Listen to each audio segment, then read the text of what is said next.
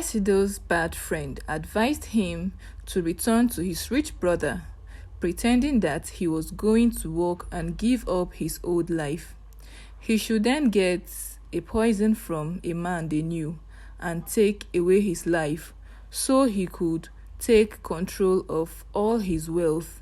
Once upon a time, there lived a man named Chief Obori who lived at a town called Adiago, which is on the right bank of Calabar River. He was a very rich chief and belonged to the Egbo society. He had many large canoes and plenty of slaves to paddle them. These canoes he used to fill up with new yams, each canoe being under one head slave and containing 8 paddles. The canoes were capable of holding 3 puncheons of palm oil and cost 800 rods each. When they were full, about 10 of them used to start off together and paddle to other parts of the country. They went through creeks all the way, which run through mangrove swamp with palm oil trees here and there. Sometimes in the tornado season, it was very dangerous crossing the creeks, as the canoes were so heavily laden, having only a few inches above the water, that quite a small wave would fill the canoe and cause it to sink to the bottom. Although most of the boys could swim, it often happened that got missing, as there are many alligators in these waters. After 4 days of hard paddling, they would arrive at other parts of the country where they had very little difficulty in exchanging their new yams for a bag of dried shrimps and sticks of smoked fish on them. Chief Obori had 2 sons named Eyo and Essido, their mother having died when they were babies. The children were brought up by their father. As they grew up, they developed entirely different characters. The eldest one was very hardworking and led a solitary life, but the younger son was fond of being lazy. In fact, he spent most of his time in the neighboring towns playing and dancing. When the 2 boys arrived at the respective ages of 18 and 20, their father kicked the bucket, and they were left to look after themselves. According to native custom, the eldest son, Eyo, was entitled to the whole of his father's estate, but being very fond of his younger brother, he gave him a large number of rods and some lands with a house. Immediately, Essido became possessed of the money. He became wilder than ever. He gave big feasts to his companions and always had his house full of women, upon whom he spent large sum of money. Although the amount his brother had given him on his father's passing away was very large, in the course of a few years, Essido had spent it all. He then sold his house and spent the proceeds on feasting. While he has been living his unprofitable life, Eyo had been working harder than ever at his father's old trade, and he had made many trips to other parts of the country himself.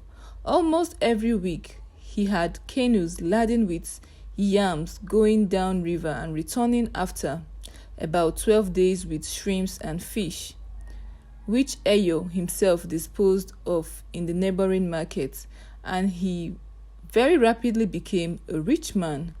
At intervals, he remonstrated with Essido on his extravagance, but his warning had no effect. If anything, his brother became worse. At last, the time arrived when all his money was spent. So Essido went to his brother and asked him to lend him 2,000 rods, but Eyo refused and told Essido that he would not help him in any way to continue his present life, but that if he liked to work on the farm and trade, he would give him a fair share of the profits.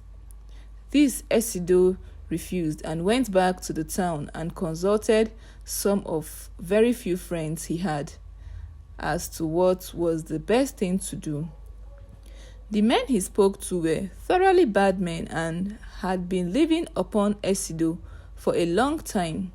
They suggested to him that he should go round the town and borrow money from people he had entertained, and they would run away to Ababrio's town, which was about 4 days' march from Calabar.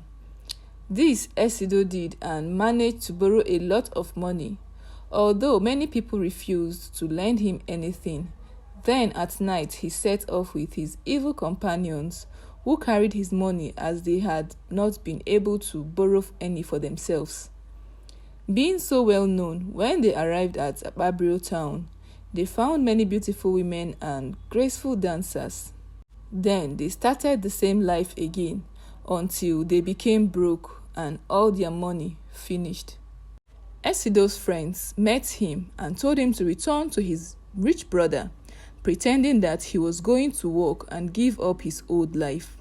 He should then get poison from a man they knew and place it in his brother's food so that his life would be taken away, and then Essido would become in charge of his brother's wealth and they would be able to live the same way as they had formerly. Essido, who had no choice, agreed to this plan and they left Ababrio's town the next morning. They met a juju man who gave them deadly poison which he said would take away his brother's life in 3 months. All he had to do was to place the poison in his brother's food. When Essido returned to his brother's house, he pretended to be very sorry for his former mode of life and said that for the future he was going to work. Eyo was very glad and accepted his brother. He gave him new clothes and plenty of food to eat. In the evening, when supper was being prepared, Essido went into the kitchen, pretending he wanted to get a light from the fire to lit up his pipe. He successfully poisoned his brother's food. Eyo consumed the food, and in a week's time, he began to feel very ill, and as the day passed, he became worse. Just as the juju man had said, after 3 months, Eyo gave up the ghost. The villagers were not happy about this development. They suspected that Eyo's brother had taken away his life because this incident happened as soon as he returned from the strange land. So they met a juju man who made some sacrifices and discovered that Eyo's brother took away his life. So Essido was summoned by the king of their land, and he confessed, calling out his other friends involved in this practice. They were severely punished and banished away from the land forever. Essido was finally buried amidst tears and sorrows, and his possessions were given out to the poor and less privileged.